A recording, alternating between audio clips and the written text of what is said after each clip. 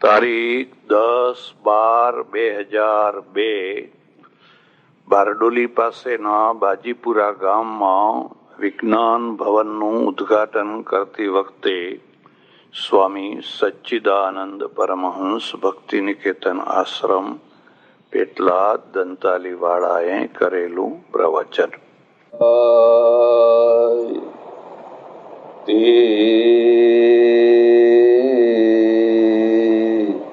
જશે આજની સભાના પ્રમુખ સ્થાને બિરાજેલા શ્રીમાન પ્રમુખ મહોદય, જેમની ઉદાર દેણગીથી બાજીપુરા જેવા એક ઐતિહાસિક ગામમાં સરસ મજાની સંસ્થા ઊભી થઈ છે, એવા દાતાશ્રી ડાયાભાઈ અને એમના પરિવારના બધા સભ્યજનો, અતિથિ વિશેષ શ્રી, મંચ ઉપર બિરાજેલા બધા જ વિશિષ્ટ મહાનુભાવો, સજ્જનો અને બહેનો, કલ્પના, ભ્રમ, અજ્ઞાન, જ્ઞાન અને વિજ્ઞાન, આ 5 શબ્દોને યાદ રાખ. જિંદગી એક કલ્પનામાં ચાલે છે અને કલ્પના ઘણીવાર જિંદગીને બહુ મોટો રસ આપે છે. જો તમે 100% વાસ્તવવાદી થઈ જાઓ તો જિંદગીમાંથી જે રસ મળવો જોઈએ એ કદાચ ના મળી શકે. માનો કે આર્મસ્ટ્રોંગ છે, એ ચંદ્ર ઉપર ગયો અને એને ચંદ્રને પ્રત્યક્ષ જોયો, અનુભવ્યો, અને ઘેર આવીને એની પત્નીને કહે તું ચંદ્ર જેવી છે. તો કાલિદાસના ચંદ્રમાં અને પેલા વૈજ્ઞાનિકના ચંદ્રમાં બહુ મોટું અંતર છે. વૈજ્ઞાનિકના ચંદ્રમાં તો ત્યાં બધા પથરા પડ્યા છે, ખાડા પડ્યા છે, કદરૂપાપણું છે, બેરૂપપણું છે, અને એની પત્ની પણ જો એનો ભાવ સમજતો હોય તો પથરો લઈને મારવા દોડે કે હું મને તમે ચંદ્ર જેવી કહો.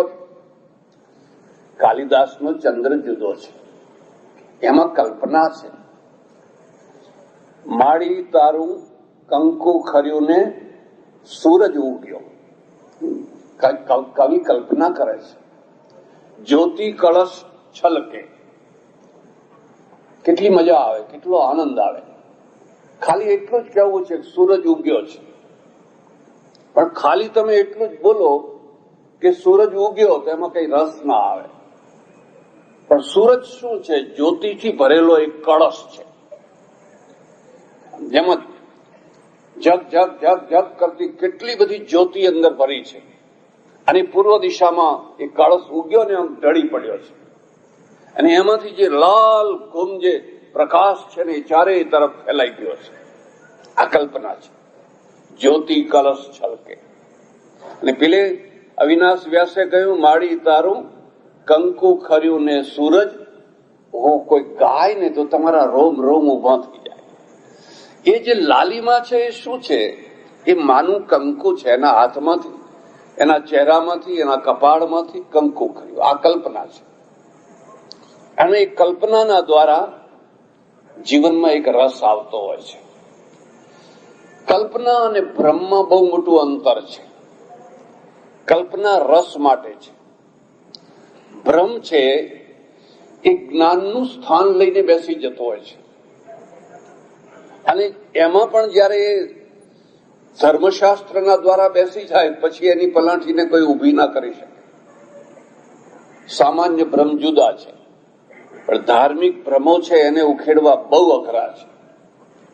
એટલે બેયને એક ના સમજતા. ભ્રમનો અર્થ શું છે? માનો હું જયારે નાનો હતો, ઘણા વર્ષો પહેલા, અમે બ્રાહ્મણો એક બ્રાહ્મણના ત્યાં જમવા ગયેલા, અને બરાબર જમતા હતા ને એ જ ટાઈમે ધરતીકંપ થયો. બધું ડોલવા માંડ્યું. માટીના ઘરો, ત્યારે ક્યાં પૈસો હતો, બધા દોડીને બહાર નીકળી ગયા. થોડી વારમાં બધું શાંત થઈ ગયું. પછી મેં એક ડોશીમાં હતા, એમને પૂછ્યું કે આ ધરતીકંપ કેમ થયો? આ ધરતી કેમ ધ્રુજી? મને કે હા પડજો, આ શેષનાગના માથા ઉપર ધરતી છે અને માથું તપી જાય એટલે થોડુંક આગુ પાછું આમ શરીર કરે ને એટલે ધરતીકંપ થાય.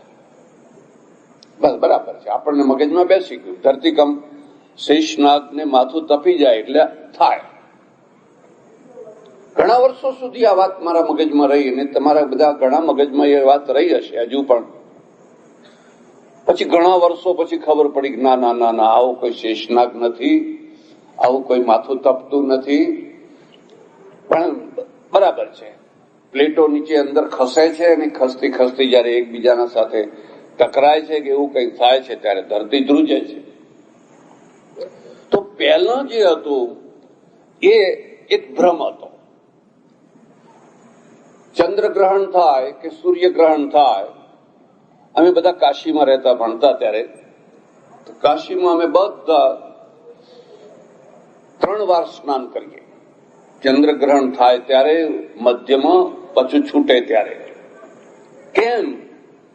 રાહુ અને કેતુ એ બેયને પકડ્યા છે અને બિચારા બહુ દુઃખી થાય છે. હવે એમને છોડાવો, હવે એમને છોડાવો.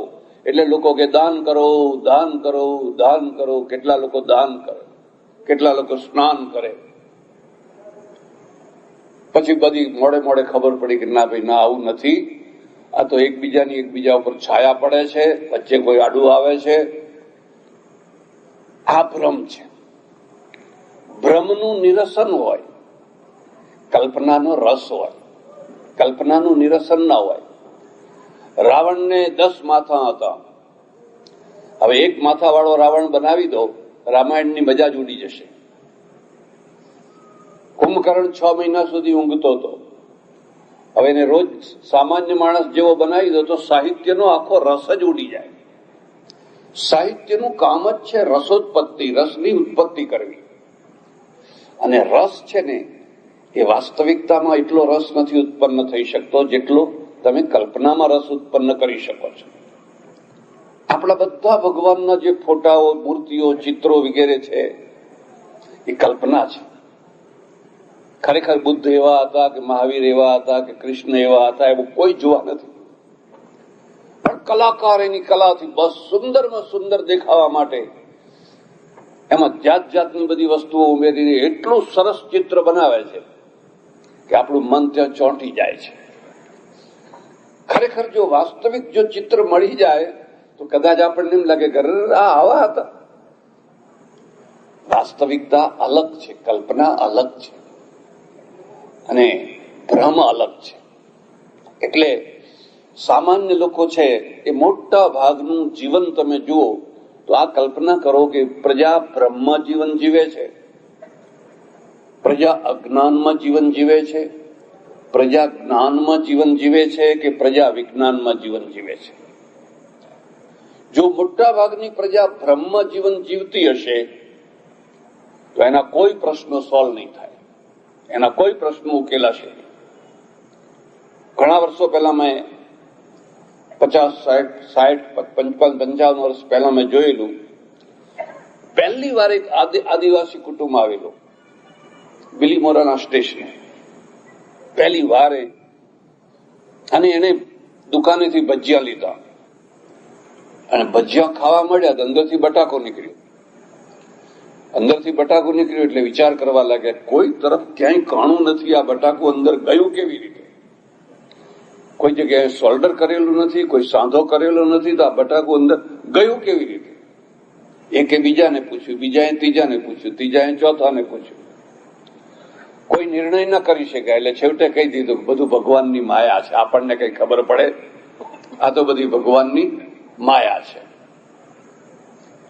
એટલે એક છે એ પ્રજા બ્રહ્મ જીવતી હોય છે અને બ્રહ્મ ને બ્રહ્મ એ પોતાના પ્રશ્નો ઉકેલી નથી શકતી.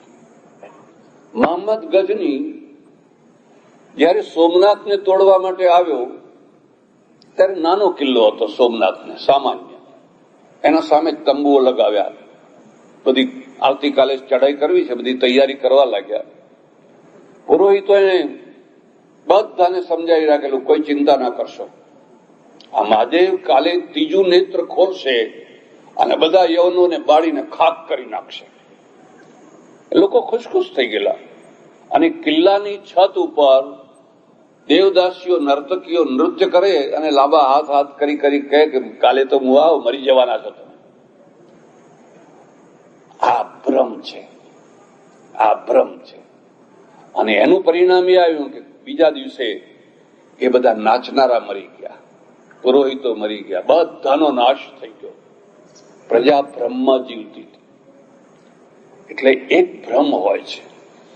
જ્ઞાનનું કામ છે ભ્રમનો નિરાશ કરવો. પણ જ્ઞાન અને ભ્રમના વચ્ચે એક બીજું તત્વ છે, એનું નામ છે અજ્ઞાન. અજ્ઞાન ખરાબ નથી. હું તો એમ માનું છું કે અજ્ઞાન જરૂરી છે. તમને અજ્ઞાન હોય તો જ્ઞાન થાય, અજ્ઞાન વિના જ્ઞાન હોય જ નહીં. મને આ ઘડિયાળનું જ્ઞાન નથી તો હું કોઈની પાસે શીખવા જઈશ કે મને શીખવાડો, મારે આને સમજવી છે, જાણવી છે, તો મને એનું જ્ઞાન થાય. 50, 60, 70 વર્ષ પહેલા લોકોને ટીવીનું અજ્ઞાન હતું જ નહીં. આ કેમેરો છે એનું અજ્ઞાન હતું જ નહીં, ટેલિફોનનું અજ્ઞાન હતું જ નહીં, કારણ કે ટેલિફોન જ નહોતું. જ્ઞાન જ ના હોય, વસ્તુ જ ના હોય તો એનું અજ્ઞાન પણ ના હોય. અને અજ્ઞાન ન હોય તો જ્ઞાનની ભૂમિકા તૈયાર ના થાય. એટલે અજ્ઞાન હોવું એ કોઈ દોષ નથી, એ જિંદગીની એક અનિવાર્યતા છે. એટલે સુધી હું એમ કહું, સોક્રેટિસને એમ પૂછવામાં આવેલું કે આ બધી સભામાં સૌથી વધુમાં વધુ તમે જ્ઞાની છો? એને કહ્યું હા, આ બધી સભામાં સૌથી વધારે જ્ઞાની હું છું. આ બધા જ્ઞાની નથી કે છે? તો એમાં ને તમારામાં શું ફરક છે? એને બહુ સરળતાથી જવાબ આપ્યો, એ માત્ર એમના જ્ઞાનને જાણે છે અને હું મારા અજ્ઞાનને પણ જાણું છું. એ એમના અજ્ઞાનને જાણતા નથી. સમર્થમાં સમર્થ વ્યક્તિની પાસે પણ અજ્ઞાન હોય છે. આઈન્સ્ટાઈન છે, બહુ મોટો જ્ઞાની છે, બહુ મોટો વિજ્ઞાની છે, પણ એને રીંગણા ખરીદતા ના આવડે. જો એને ઘરવાળી મોકલે, જાઓ કિલો રીંગણા લઈ આવો, તો એ બધા બગડેલા જ લઈ આવે. એને એ ના આવડે. તમે ગમે એવા સમર્થ હો, એક વિષયમાં તમે બહુ નિપુણ છો, પણ બીજા વિષયમાં તમને કશું ના આવડતું. એટલે અજ્ઞાન છે જિંદગીની એક અનિવાર્યતા છે. અને આપણે ત્યાં જે બે મુખ્ય પીરિયડો થયા, એમાંનો જે ઉપનિષદ પીરિયડ અથવા ઋષિ પીરિયડ છે, એનું બહુ મોટું જમા પાસું એ છે કે પ્રત્યેક ઋષિ પોતાના અજ્ઞાનને સ્વીકાર કરે છે. આ મને નથી આવડતું, તું પેલા ઋષિ પાસે જા. પછી પેલો ઋષિ કે આટલું મને આવડે છે, આથી વધારે નાતા પરમ વેદ, આથી વધારે હું જાણતો નથી. આથી વધારે જાણવું હોય તો પેલા ઋષિ પાસે. અને આ ઉદયનો સુવર્ણ યુગ હતો. માણસ પોતાના અજ્ઞાનને સ્વીકાર કરે. પછી ગુરુવાદ આવ્યો, અને ગુરુવાદ એવો આવ્યો કે પ્રત્યેક ગુરુ પૂર્ણ છે, ગુરુ અપૂર્ણ હોય જ નહીં. મને નથી આવડતું એવું બોલાય જ નહીં, તો તમે ગુરુ શાના? એટલે બધું આવડે છે, અને ના આવડતું હોય તો ક્રોધ કરવાનો પૂછનારના ઉપર. શેષમ ક્રોધે ન પૂરયેત. કમજોર શિક્ષકની આ નિશાની છે કે વિદ્યાર્થી ઉપર એ ગુસ્સો કરે છે, અને એમાં એની જિજ્ઞાસાને દબાવવા માટે ગુસ્સો કરે છે. એનામાં એટલી હિંમત નથી કે કહી દે કે મને ખબર નથી, તારા પ્રશ્નોનો ઉત્તર મારી પાસે નથી. તો બહુ સારું, પણ એટલું આત્મબળ એના પાસે હોવું જોઈએ. એ આત્મબળ એની પાસે નથી. ત્યારે ઋષિ છે, સમર્થમાં સમર્થ ઋષિ છે, એ કહે છે કે હું આથી વધારે નથી જાણતો. એવા એક સમર્થ ઋષિની પાસે ચક્રવર્તી રાજા ગયેલો, અને રાજાએ બધું જ્ઞાન પ્રાપ્ત કર્યું અને પછી કહ્યું મારે બ્રહ્મવિદ્યા શીખવી છે, મને બ્રહ્મવિદ્યા ભણાવો. પેલો સમર્થ ઋષિ કહે છે ભાઈ તું રાજા છે, પણ હું બ્રહ્મવિદ્યા નથી જાણતો.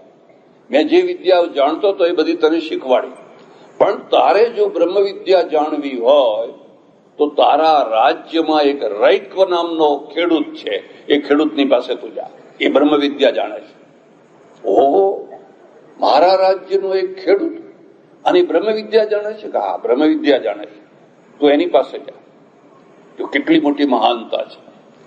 અને રાજા રાજધાનીમાં આવ્યો ને પછી બીજા ત્રીજા દિવસે તપાસ કરતા કરતા ખબર પડી ભાઈ તો અહીં બાજુપુરાની કોઈ સીમમાં ખેતી કરતો હશે, ત્યાં જાઓ. ગયો. યોગાનું યોગ બન્યું એવું કે જે ટાઈમે એ ગયો ને એ ટાઈમે પેલો રૈક્વ છે એને આખા શરીરે ખુજલી થયેલી, દાદર થયેલી. એટલે બેઠો બેઠો લવર લવર લવર કરે, બળદ ઉભેલા, હળ કર્યું અને ધોતિયું બોતિયું આમ ચડી ગયેલું ને આમ લવર લવર કર્યા કરે. તો પેલા એ જોયું, અરે આ બ્રહ્મજ્ઞતા, આવો બ્રહ્મજ્ઞાની હોય. આ મુદ્દો યાદ રાખજો. આડંબર હંમેશા પૂજાતો હોય છે. સત્ય છે એ તો બહુ થોડું પૂજાતું હોય છે ને બહુ પાછળથી પૂજાતું હોય છે.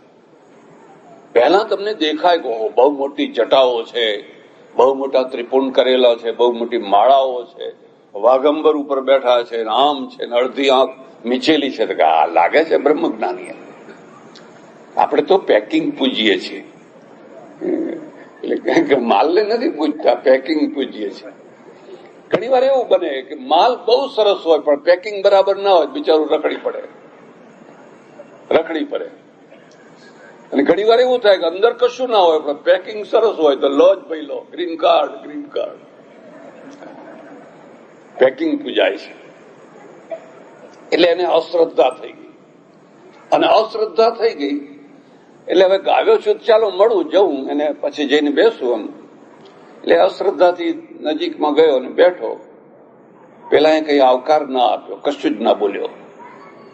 પછી રાજાએ જ વાત કરી, અધિ ભગવો બ્રહ્મેતિ, મને બ્રહ્મ વિદ્યા ભણાવો, ફલાણા ઋષિએ મને તમારી પાસે મોકલ્યો છે.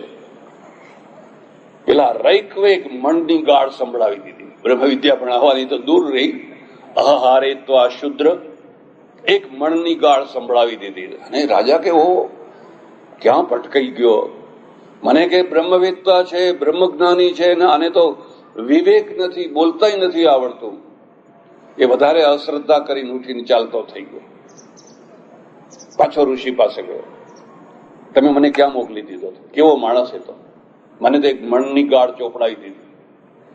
ઋષિએ કહ્યું ખરી વાત છે, પણ તને ખબર છે વિદ્યા લેવા જવું હોય તો કેવી રીતે જવું? તદવિધિ પ્રણિપાતેન પરિપ્રશ્નેન સેવયા ઉપદેક્ષ્યંતિ તે જ્ઞાનમ જ્ઞાનીન તત્વદર્શિના. તું શ્રદ્ધા ભક્તિથી, નમ્રતાથી, વિનયથી જાય તો તને કોઈ વિદ્યા ભણાવે. તારું રાજાપણું, તારું પૈસાદારપણું એ બધું લઈને જાય તો એને કોઈ પડી નથી, પરવા નથી. મારા એક ઓળખીતા મહાત્મા સાધુ હતા. હું મુંબઈમાં રહું એક જ આશ્રમમાં. પછી મને કે હું કલાક દોઢ કલાકમાં આવું છું. મેં કહ્યું ક્યાં જશો? મને કે ટ્યુશન કરવા જઉં છું. તમે મહાત્મા? મને કે બ્રહ્મ વિદ્યાનું ટ્યુશન છે. બ્રહ્મ વિદ્યાનું ટ્યુશન? મને કે આ 2-3 શેઠિયાઓ છે ને એ બિચારા અહીં આવી નથી શકતા, હું એમના બંગલે જઈને ભણાઈ આવું છું. ઓહો, આ બ્રહ્મ વિદ્યાના ટ્યુશન ચાલવા માંડ્યા. અને કે પૈસા તો જોવે જ ને, પૈસા વિના જિંદગી કેવી રીતે ચાલવાની હતી? એ અહીં નથી આવતા, આપણે એની ગાડી આવે છે, જઈને ભણાવી આવું છું. આ ટ્યુશન જુદી વસ્તુ છે, વિદ્યા જુદી વસ્તુ છે. હવે તું ફરી જા અને શ્રદ્ધા ભક્તિથી જા. ફરી પાછો આવ્યો. એક બીજો મુદ્દો યાદ રાખજો, જિંદગીમાં ઘણી ભૂલો, ઘણી ગેરસમજો થવાની શક્યતા છે, પણ તમને એક વચ્ચેનો એક સારો માણસ મળ્યો હોય ને તો ઘણી ગેરસમજો આપોઆપ દૂર કરાવી દે.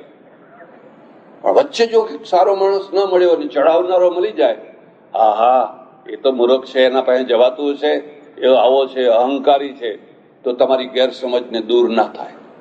તમને વચ્ચેનો માણસ કેવો મળ્યો છે? કોઈ શકુની મળ્યો છે તો મહાભારત થયે છૂટકો છે.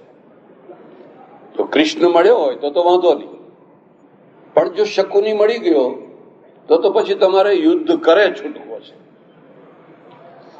ફરી પાછો હાથમાં સમિત પાણી લઈ અને શ્રદ્ધા ભક્તિથી ગયો અને નમસ્કાર કરીને બેઠો અને પછી રૈખવે એને બ્રહ્મ વિદ્યા ભણાવી. ઉપનિષદમાં તમે જોજો, મન મૂકીને ગાય જેમ પોતાના વાછડાને દૂધ પીવડાવે અને વાછડું પોતે પૂંછડું હલાવીને આનંદ આનંદ એને થાય, ગાયને પણ આનંદ આવે. એમ જયારે એક વિદ્વાન છે એ પોતાની વિદ્યા કોઈ શિષ્યના ઉપર ઢોળે છે, ત્યારે લેનાર ને દેનાર બેયનું જીવન ધન્ય ધન્ય થઈ જતું હોય છે, કૃતકૃત્ય થઈ જતું હોય છે.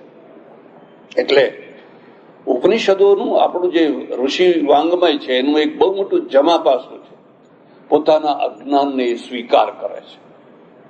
પછી આપણે ત્યાં ગુરુવાદ આવ્યો અને ગુરુવાદે બહુ નુકસાન કર્યું.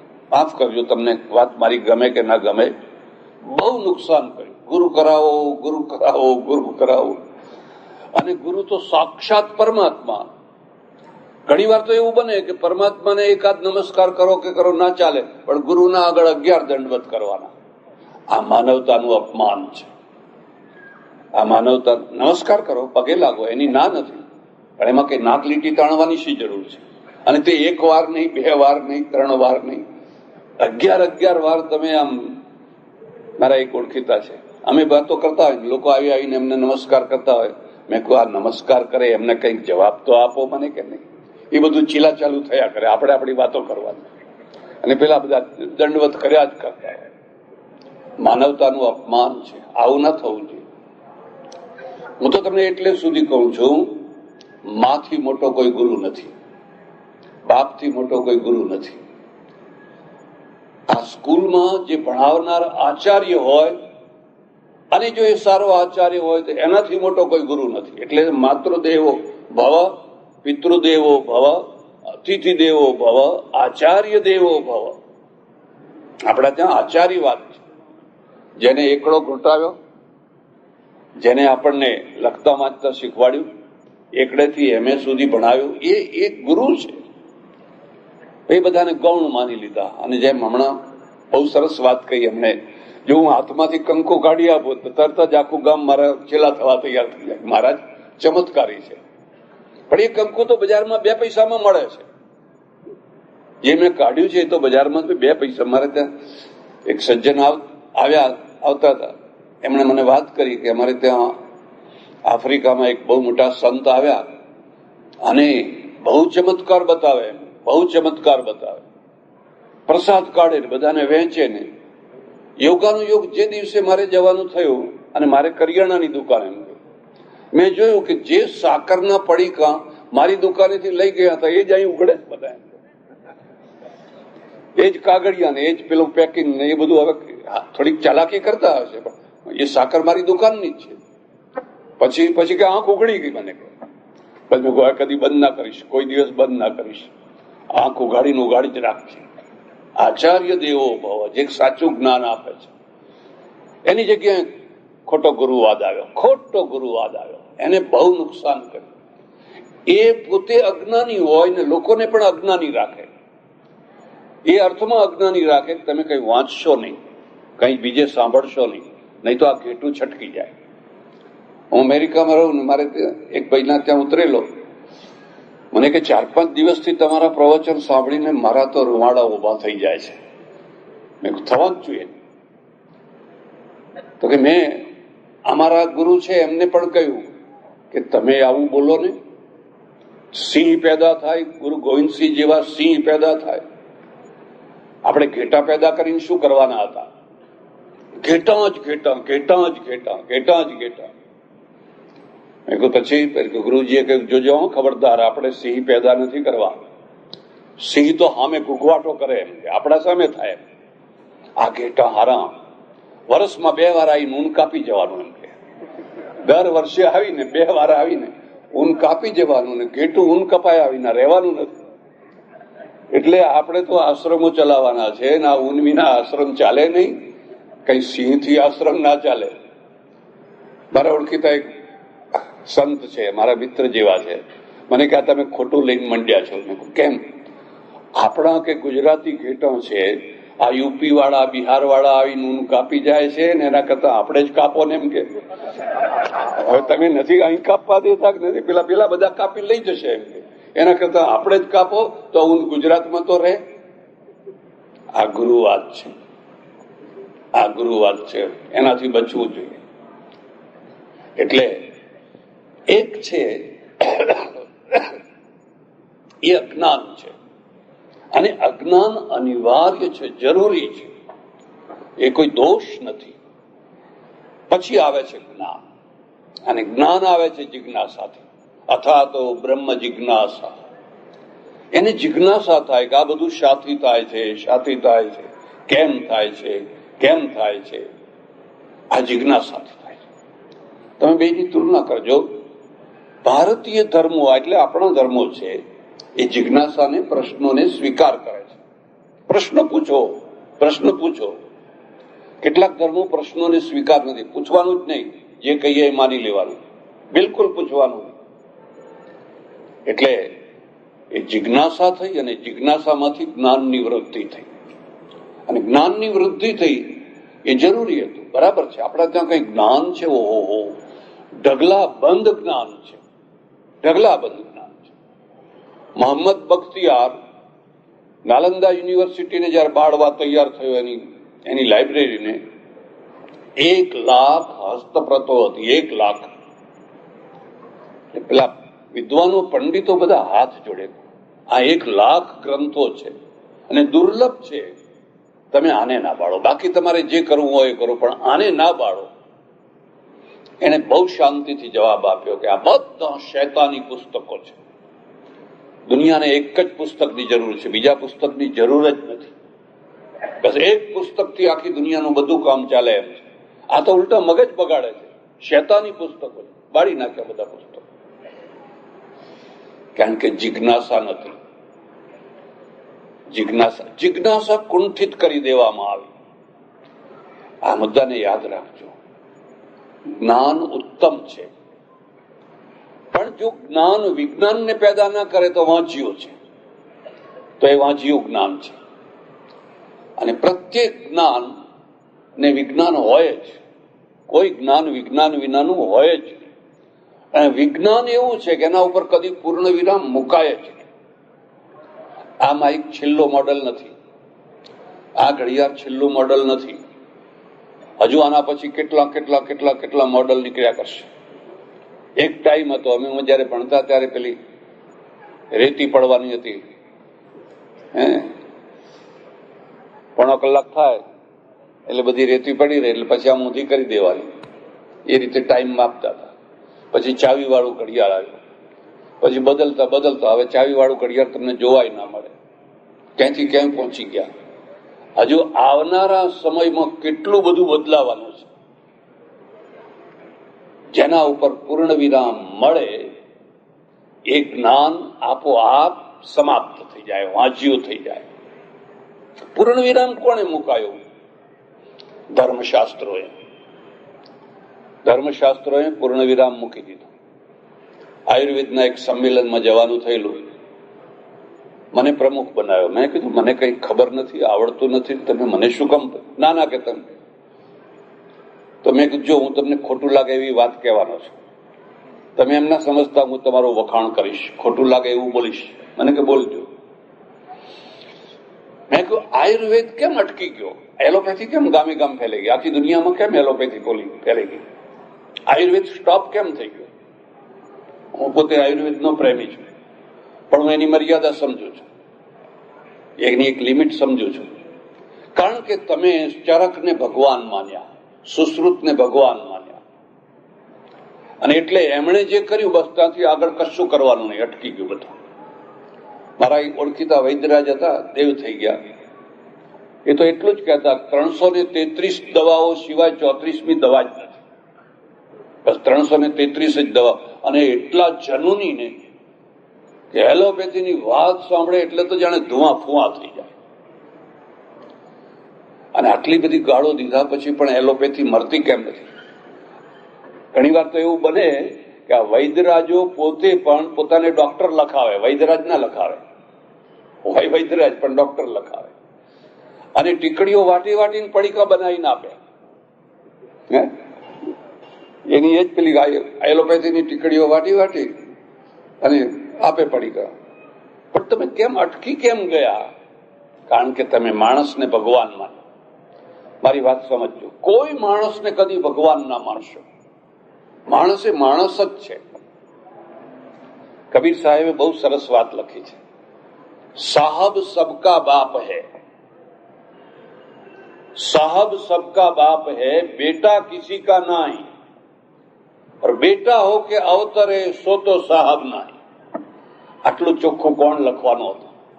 કોણ આટલી સ્પષ્ટ વાત કરવાનું હતું? પણ આપણે તો, અને અત્યારે આ દેશમાં 950 જીવતા ભગવાનો છે. જીવતા, એમાં 2-4 તો મારા ઓળખીતા જ પાછા, બે તો ગુજરી ગયા. 2 માંથી એકેને ગુજરવું નતું, પણ ગુજરી જવું પડ્યું, ગુજરી ગયા. 950 જીવતા ભગવાનો છે. દેશ ઉધારાવાળે ચડી ગયો છે. ધાર્મિક ક્ષેત્રમાં, આધ્યાત્મિક ક્ષેત્રમાં લોકોને ગેરસમજ ફેલાવી છે. માણસને કદી ભગવાન ના માનો. માણસ એ માણસ છે. કારણ કે તમે એમાં સુધારો નહીં કરી શકો. ભગવાન ભૂલ ન કરે, અને જે ભૂલ ન કરે એમાં સુધારો ના હોય, પછી તમારે અટકી જવું પડ્યું. વિજ્ઞાની છે, વૈજ્ઞાનિકોનું એક મોટું જમા પાસું એ છે કે પોતે પોતાની ભૂલને સ્વીકાર કરે છે. હા, આમાં આ સુધારાની જરૂર છે. એ પોતાને આ જ્ઞાનને અંતિમ જ્ઞાન નથી માનતો એટલે એમાં આગળ વિકાસની શક્યતા છે. મારા એક ઓળખીતા મુસ્લિમ સજ્જન, મેં એમને કહ્યું, આ ક્રિશ્ચિયનો આગળ કેમ વધ્યા? ક્રિશ્ચિયનોએ ઘણા બલિદાન આપ્યા, પછી આગળ વધ્યા છે. 10મી શતાબ્દી સુધી તમે જોશો, માત્ર બાઇબલના આધારે જ બધો નિર્ણય કરવાનો. અને બધી દુનિયામાં એવું જ હતું, અહીંયા એવું હતું, બધે જ એવું હતું. એ બાઇબલમાંથી બહાર નીકળવાનો પ્રયત્ન કર્યો પાદરીઓએ કર્યો, પાદરીઓના દીકરાઓએ કર્યો. એમાં કોઈ ગેલીલિયો થયો, કોઈ બ્રુનો થયો, કોઈ કંઈ થયું. એને જીવતા બાળવામાં આવ્યા. આ બધા શેતાનો છે, જીવતા બાળી મૂકો. બળ્યા, મર્યા, પણ અંતે વિજ્ઞાનનો જય થયો. અને એ વિજ્ઞાનના જયના કારણે પશ્ચિમનું આખું સ્વરૂપ બદલાઈ ગયું.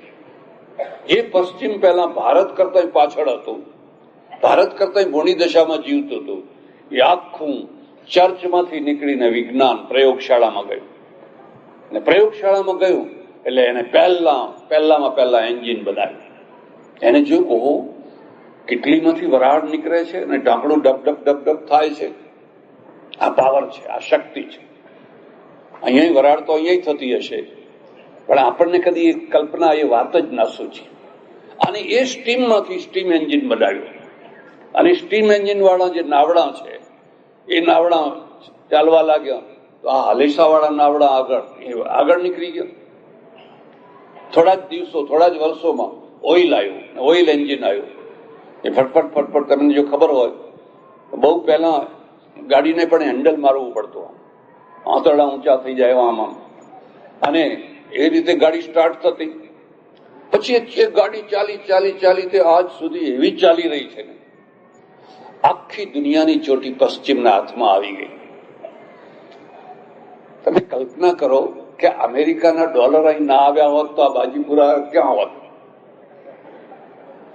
સારું થયું કે આપણા દીકરાઓના દીકરાઓ બીજા ત્રીજા બધા બહાર ગયા, અને બહાર જઈને જોયું, ઓહો, અહીં તો બધા પૈસા કમાઈ શકાય છે. એ ડોલર જનની જન્મભૂમિ સ્વર્ગાદપી કરી હસી, પાછી માતૃભૂમિના ત્યાં તર્પણ કરવા માટે ચાલો આપણે એક વિજ્ઞાન ભવન બનાવી આપીએ, એક સ્કૂલ બનાવી આપીએ, એક સંસ્થા બનાવી આપીએ. પણ ડોલર કેમ થયા ત્યાં? આપણા ત્યાં કેમ ના થયા? પેલું ચર્ચમાંથી નીકળી અને પ્રયોગશાળામાં ગયા. અને આજે તમે જઈને જોજો, મેં જોયું ઇંગ્લેન્ડમાં, અમેરિકામાં આલીશાન ચર્ચો છે, એના ઉપર બોર્ડ છે, સેલ ફોર ઓફિસીસ. આ વેચવું છે, કોઈને ખરીદવું હોય તો. હવે બધા વેચવા માંડ્યા છે, અને આપણે ખરીદીએ છીએ પાછા. કારણ કે એ જે આઉટડેટમાંથી નીકળ્યા છે ત્યાં હજુ આપણે ચાલી રહ્યા છીએ, આપણે ખરીદીએ છીએ. સારું છે, જરૂરી છે. એટલે જ્ઞાનનું વિજ્ઞાન, અને વિજ્ઞાન છે એ, જેમ ભાઈશ્રીએ કહ્યું, બહુ સરસ વાત મને ગમી કે વિજ્ઞાન સાચી આંખ છે, અને એ સમાજને મળવી જ જોઈએ. તમારો એપ્રોચ વૈજ્ઞાનિક છે કે તમે ભ્રમમાં જીવો છો, માત્ર કલ્પનામાં જીવો છો? પણ જો તમારો એપ્રોચ વૈજ્ઞાનિક નહીં હોય તો ઘણા પ્રશ્નો તમે ઉકેલી નહીં શકો. જેમ કેટલાય રોગો બતાવ્યા, બધા રોગો આજે શીતળા ગામે ગામ આપણે દેરીઓ બાંધી જો, બે એપ્રોચ કેટલા જુદા છે. મારે ત્યાં એક સજ્જન આવ્યા, 4-5 માણસો આવ્યા, મને કે મારે મંદિરની ખાતવિધિ કરવાની છે. હું મંદિરમાં માનું છું, ભગવાનમાં માનું છું, એટલે એવું હોય તો હું જઉં, જરૂર જઉં, હું નાસ્તિક નથી. મેં કહ્યું કયું મંદિર છે? કે શીતળા માતાનું. મેં કહ્યું એ તો 1000નું ઇનામ છે, દિવાલો ઉપર લખ્યું છે. શીતળા માતા વિદાય થઈ ગયા. તમે બાળ મંદિર બાંધતા હોય તો આવો, લાઇબ્રેરી કરતા હોય તો આવો, આમાં હું નહીં આવું. અમારે સાધુઓને તો શું, વર મરો કે કન્યા મરો, ગોળનું તરભાણું, એમાં ફાયદો જ ફાયદો, જવામાં શું નુકસાન છે? ના, હું નહીં આવું. પછી ગયા એ તો નિરાશ થઈ ગયું. પણ એક સંદેશો લીધા ગયા. મેં કહ્યું શીતળા ખતમ. પણ શીતળા કેવી રીતે ખતમ થયા? પેલા રસીથી, વેક્સિનેશનથી. અને વેક્સિનેશન પેલા એ શોધ્યું. આપણે દેરી ઉભી કરી, જેટલા રોગ એટલી દેવી, જેટલા રોગ એટલી.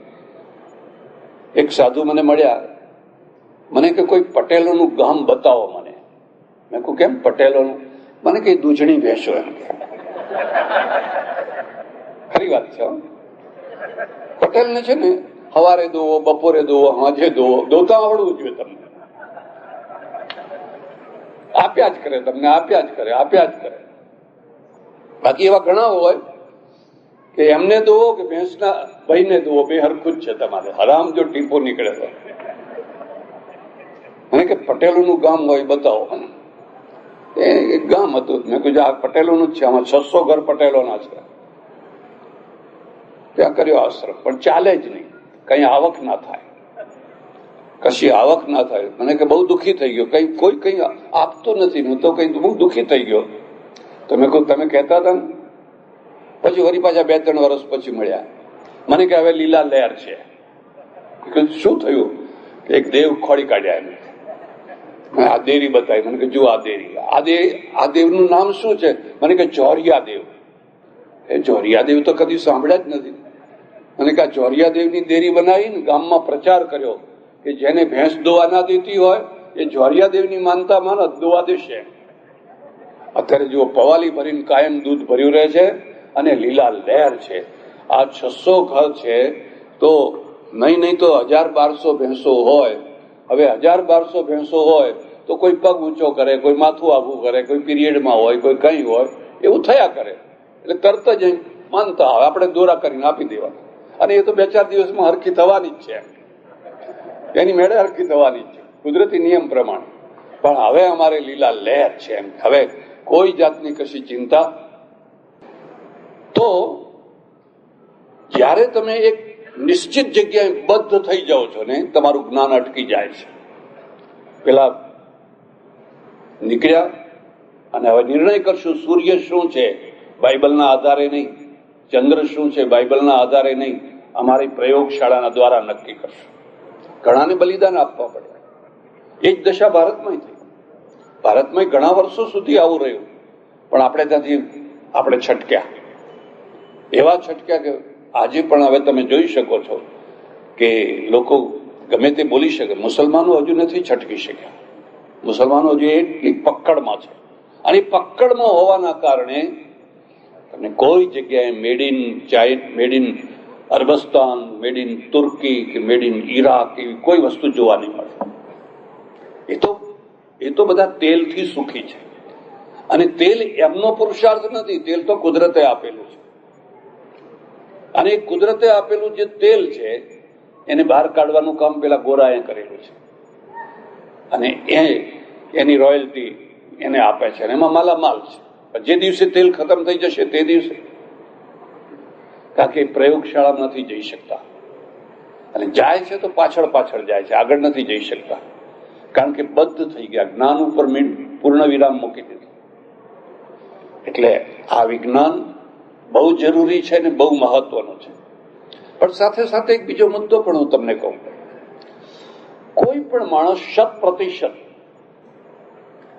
પૂરો બૌદ્ધિક નથી થઈ શકતો, અને પૂરો બૌદ્ધિક થાય તો દુઃખી થઈ જાય. એક સારામાં સારો વકીલ છે, એ હાઈકોર્ટમાં જે દલીલો કરતો હોય ત્યારે બહુ મોટો બૌદ્ધિક છે, પણ ઘેર એની પત્ની પાસે આવે કે એના બાળકો પાસે આવે અને એવી જ દલીલો ત્યાં શરૂ કરી દે તો ઘર ભાંગી જાય, ઘર તૂટી જાય, ઘર ધૂળ ધાણી થઈ જાય. કારણ કે ઘરનો બેજ છે એ દલીલો ઉપર નથી, પ્રેમ ઉપર છે, એ ભાવના ઉપર છે. અને જો ભાવના ન હોય અને કોરી કોરી બૌદ્ધિકતા જ આવી જાય તો પછી જીવનનો રસ ને સુખ ખતમ થઈ જાય. એટલે બેયની જરૂર છે. જયારે કોઈ કથાકાર રામાયણની કથા કરે છે, મને જાણીને બહુ આનંદ થયો. હું જયારે દયાભાઈના પરિચય સાંભળતો હતો મને થયું કે ઓહો, એક માણસમાં આટલા બધા ગુણો છે. એને સંગીત આવડે છે, એને ફલાણું આવડે છે, એને ફલાણામાં રસ છે, એને ફલાણામાં રસ છે, એને ફલાણામાં રસ છે. આ તો અદભુત માણસ છે. અને સૌથી વધારે મને ગમ્યું એ કે આ 84 વર્ષની ઉંમરે પણ રણકાદાર અવાજ છે. બોલે ત્યારે આમ કેટલો સરસ રણકાદાર અવાજ છે. મને તો ખરી જગ્યાએ આવ્યો, ખોટી જગ્યાએ નથી આવ્યો, એક સાચી જગ્યાએ હું આવ્યો છું. પણ ફરીને મુદ્દો એ જ છે કે જીવન બે પાટા ઉપર ચાલે છે. એક ભાવનાનો પાટો, એક બુદ્ધિનો પાટો. બુદ્ધિ અનંત છે, અનંત છે, એનો કોઈ અંત નથી. અને ભાવના પણ અનંત છે, ભાવનાનો પણ કોઈ અંત નથી. અને ભાવનાની પરાકાષ્ઠા છે, એમાંથી સાહિત્યનું, ઇતિહાસનું સર્જન થાય છે. કોરી બુદ્ધિમાંથી નથી થતું હતું. એ તો તરત સમાધાન કરી એમાંથી ઇતિહાસનું ઉત્પત્તિ થતી હોય છે. એટલે એ કોઈ રામાયણની કથા કરે છે, એમાં થોડીક શ્રદ્ધા, અંધશ્રદ્ધા થોડુંક રહેવાનું, પણ સાથે સાથે એ પણ રહેવાનું કે પછી પત્નીને એમ જ થાય મારે પણ સીતા જેવું એક પતિવ્રત પાળવાનું. આ તમને બીજે કોણ સમજાવશે? બીજી કઈ જગ્યાએ તમને આ વાત સંભળાવશે? અને જો આ ગાંઠ મનમાં ના બેઠી હોય તો સ્ત્રી પછી કઈ ની કઈ થઈ જશે, પુરુષ કઈ નું કઈ થઈ જશે. અને જે થઈ જશે એમાં પછી જીવન નહીં હોય. કૂતરા બિલાડામાં અને માણસમાં કશો ફરક નહીં. એટલે એક ભાવના ઉભી કરે છે. એવું શું કારણ છે? મારા ઓળખીતા એક બેન છે, 2 દિવસ મેં કહું રોને ના કે મારે જવું જ પડશે. કેમ કે મારા ઘરવાળા કોઈનું રાંધેલું ખાતા નથી, હું જઈશ ત્યારે ભૂખ્યા જશે એમ કે. મેં કહું કેમ કોઈનું રાંધેલું નથી ખાતા? કે ના, એને મારા સાથે નિયમ કરેલો છે, હું તો તારું જ રાંધેલું ખાઈશ. હવે એમાં શું, લોજનું ખાઓ કે ઘરવાળીનું ખાઓ, એમાં શું ફરક પડવાનો હતો? પેલામાં ભાવના છે, માં પીરસે એમાં ભાવના છે. અને આ બહેનોને હું ખાનગી સલાહ આપું છું, કદી પણ પુરુષોને રસોઈ બનાવતા શીખવાડશો નહીં તો તમારી લાચારીમાંથી છૂટા કહે હવે તારે જા જેમ જવું હોય એમ જાય, અમે શીરો બીરો બનાવીને ખાઈ લેશું. એ જેટલું ના આવડે એટલું જ સારું છે. અને એ દોડતી જાય છે કે ભૂખ્યા હશે, નહીં ખાતા હોય, મને ખબર છે. હું 2-3 દિવસનું બધું મૂકીને આવ્યું છું, એ ખાતા હશે પણ એ નહીં ખાતા હોય. આ ભાવના છે. પેલી સ્ત્રી બેસી રહે છે, એ આવે, એ જમે પછી હું જમું અથવા એમની સાથે જમું. હવે ઘણા એવી હોય કે ખાઈ પીને ઢોલ જેવા કૂતા હોય, ફ્રીજમાં મૂક્યો જાય, ખાઈ લેજો જઈને. હવે પેલો ખાય તોય વાહ વાહ અને ના ખાય તોય. એમાં ભાવના નથી.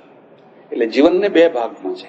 એક તરફ તમારી ભાવના છે, એ ભાવના વધારે શુદ્ધ થાય, મક્કમ થાય, દ્રઢ થાય, તમારું જીવન પ્રેમથી ભરેલું હોય, ભાવથી ભરેલું હોય. તો બીજી તરફ વિજ્ઞાનથી ભરેલું હોય. બેયનો મેળ કરવાનો, બંનેનો સુયોગ કરવાનો. અને એ સુયોગ છે એ જીવન છે. એટલે સજ્જનો, અહીંયા આવવાનું થયું, મને બહુ આનંદ થયો અને બધી ઘણી વાતો જાણવાની મળી, સમજવાની મળી. અહીંયા બાજીરાવ પેશવા આવેલા અને એને અહીં મુકામ કરેલો, એના ઉપરથી બાજીપુરા નામ પડ્યું. સારું થયું. અને આટલું મોટું દાન આપ્યું, બીજા બધા દાન દેનારા દાતાઓ છે એ બધાને હું ખૂબ ખૂબ ધન્યવાદ આપું છું. ભાઈ શ્રી ડાયાભાઈએ એક સાચી દિશા આપણને ચીંધી છે. તમે તમારી પાસે આજે પૈસો છે અને એ પૈસો તમે આ વિદ્યાના માર્ગે, દવા, હોસ્પિટલ એ માર્ગે વાળો, ખોટી અંધશ્રદ્ધામાં ના બગાડો. ખોટી અંધશ્રદ્ધામાં પુષ્કળ નુકસાન થઈ રહ્યું છે, એમાંથી બચો અને આવા નિર્માણના કાર્ય કરો એવી પરમેશ્વરને પ્રાર્થના. આભાર, ધન્યવાદ, હરિઓમ.